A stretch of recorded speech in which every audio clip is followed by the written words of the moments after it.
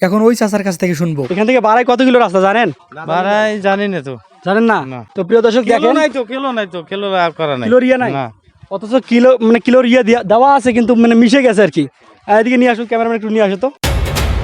আজ যে প্রিয় দর্শক দেখেন, মানে কিলোর ইয়ে দেওয়া আছে কিন্তু মিশে গেছে। এরকম কনফিডেন্সের মধ্যে মানুষ পড়ে যায়। কিন্তু মানুষ যদি কোনো গন্তব্যে যাইতে চায়, যাওয়ার পর থেকে কিন্তু মানে খেয়াল থাকে না যে কত কিলো আর গেলে কোন জায়গায় যাব, বিভ্রান্ত হয়ে যায়, তাই না?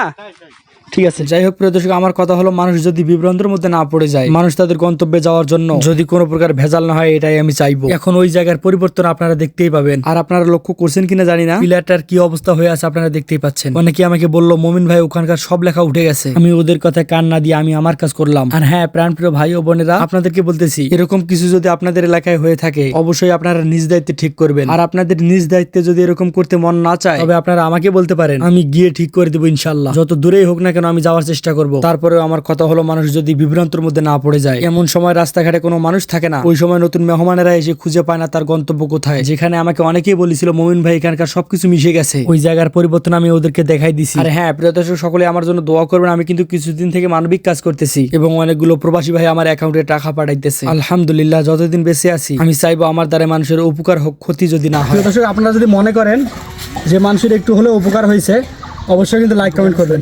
ঠিক আছে, এতটুকুই।